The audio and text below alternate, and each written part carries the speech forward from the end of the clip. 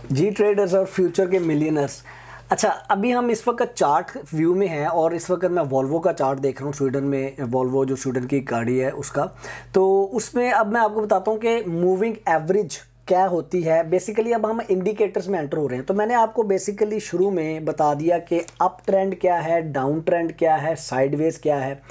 फिर उसके अंदर मैंने आपको कुछ कैंडल्स के पैटर्न बताए जो कि आपको एक प्राइस एक्शन बता सकती हैं, आपको मार्केट को पढ़ना बता सकती हैं। फिर अब हम बेसिकली इंडिकेटर्स को समझने लगे हैं। इंडिकेटर्स एक थोड़ी सी एक्स्ट्रा इंफॉर्मेशन होती है जो कि कुछ ख़ास किस्म के फार्मूलाज को लगा के इंफॉर्मेशन को शो करती है। तो ये तीन चीज़ों को हम मिला के अपनी ट्रेडिंग डिसीजंस लिया करेंगे अपनी ट्रेडिंग स्ट्रैटेजी के अंदर। तो उसमें एक पहला इंडिकेटर जो सा है वो मूविंग एवरेज है। हमने ऊपर इधर इंडिकेटर्स में जाना है, ये देखिए इंडिकेटर्स, इधर हमने लिखना है सिंपल मूविंग एवरेज। ईएमए नहीं करना, कुछ भी नहीं, सिंपल मूविंग एवरेज, आपकी जो आसान मूविंग एवरेज है। अच्छा, मूविंग एवरेज जो सी है वो आपको एक लाइन दिखा रही है इस वक्त।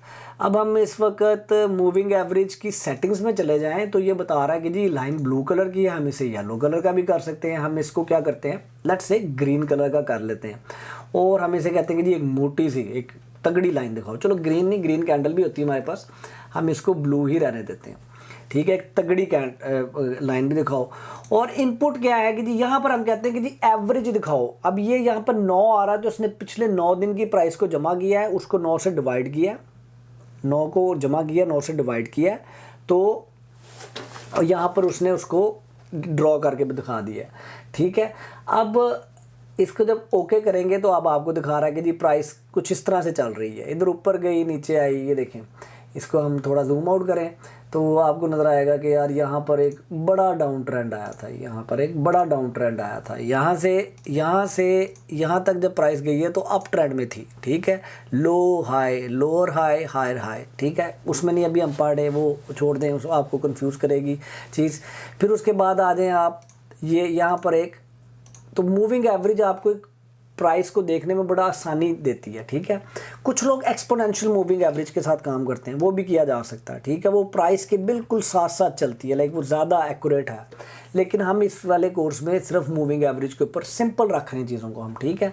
अच्छा, इसके साथ आप कहते हैं कि नहीं यार हम ना, मुझे ना पिछले 50 दिनों की एवरेज दिखाओ। जैसे जैसे डेज लंबे करते जाएंगे, जैसे जैसे डेज लंबे करते जाएंगे तो मूविंग एवरेज जो सा प्राइस और ज़्यादा ना स्मूथ होती जाएगी। यानी कि जो छोटे छोटे जंप आ रहे हैं ना उसके अंदर, वो उतने मूविंग एवरेज उनके साथ नहीं चलेगी, वो 50 डेज़ की दिखाएगी। इसी तरह आप कहते हैं यार मुझे 200 डेज़ की दिखाओ, तो आपको एक और ज़्यादा लाइन नजर आएगी, स्ट्रेट सी लाइन नजर आएगी। 200 डेज़ में आपको दिखा रहा है कि जी यहाँ से लेके यहाँ तक अप ट्रेंड में था, फिर साइडवेज में था और उसके बाद फिर अप ट्रेंड में चला, ठीक है जी।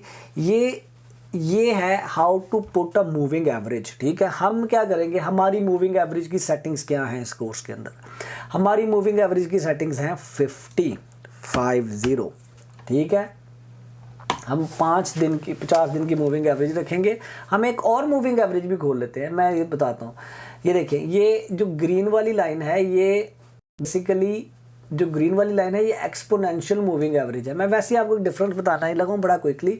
जो एक्सपोनेंशियल है वो देखें प्राइस के ज़्यादा नज़दीक है। अच्छा जी, इसमें हम लेट्स से एक्सपोनेंशियल को बंद कर देते हैं, तो हम एक्सपोनेंशियल को भी यूज़ कर सकते हैं। 50 के अंदर हमने जब इसको सिंपल रखा हुआ था तो आप देखेंगे एक्सपोनेंशियल प्राइस के ज़्यादा नज़दीक चल रही है, 50 प्राइस से थोड़ा सा ऊपर, क्योंकि 50 सिंपल मूविंग एवरेज। हम 50 दिन को पकड़ा और उसको उसने 50 से डिवाइड कर दिया, that's it. Again it doesn't matter, हमारी स्ट्रैटेजी के लिए ये चीज़ को बहुत ज़्यादा नहीं कि हम एक्सपोनेंशियल यूज़ करें या सिंपल मूविंग एवरेज यूज़ करें। हम अपने इस कोर्स में चीज़ों को सिंपल रखेंगे और सिंपल मूविंग एवरेज यूज़ करेंगे।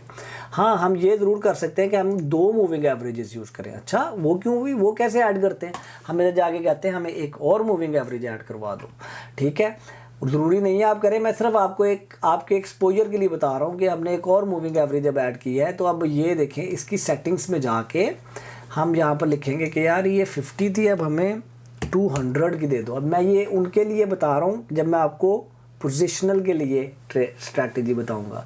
हम कहते हैं जी 200 बड़े लंबे दिन है, इसको जो सा ना थोड़ा सा ऑरेंज कलर कर दो और जी ताकि हमें ना साफ साफ नज़र आए। अब आप ये देखेंगे कि जो 50 डेज़ की मूविंग एवरेज है ना वो प्राइस के साथ साथ ज़्यादा मूव हो रही है, ठीक है। और जो 200 डेज़ की वो मोर और लेस स्ट्रेट लाइन की तरह है। तो इसी तरह है कि जो 50 डेज़ की मूविंग एवरेज है ना वो पॉइंट ए से पॉइंट टू बी पे आप पहुंचते हैं गाड़ी पे, तो गाड़ियाँ सड़कें ज़रा ज़्यादा कर्वी होती है ना। और इसी तरह जो 200 डेज़ की है वो आप पॉइंट ए से पॉइंट बी पे पहुंचते हैं ट्रेन पे। रेल की पटरी बहुत तेज़ी से कर्व नहीं लेती, लंबी सीधी चलती है। अगेन इस तरह की एग्जांपल्स दे के शायद आप लोगों को याद रहे इस तरह की चीज़ें। हमने क्या इस कोर्स में एक और बड़ी चीज़ इंपॉर्टेंट बार बार मैं याद करवा रहा हूँ, हमने सिर्फ ट्रेड करनी सीखनी है अप ट्रेंड में। हमने सिर्फ ट्रेड करनी सीखनी है अप ट्रेंड में। हमने सिर्फ ट्रेड करनी सीखनी है अप ट्रेंड में। हमने सिर्फ ट्रेड करनी सीखनी है अप ट्रेंड में, no down trend, no sideways, ठीक है जी। This is how you draw a moving average. हम अगले टॉपिक पे चलते हैं और उसके बाद हम अगला इंडिकेटर देखते हैं कौन सा यूज़ करेंगे हम।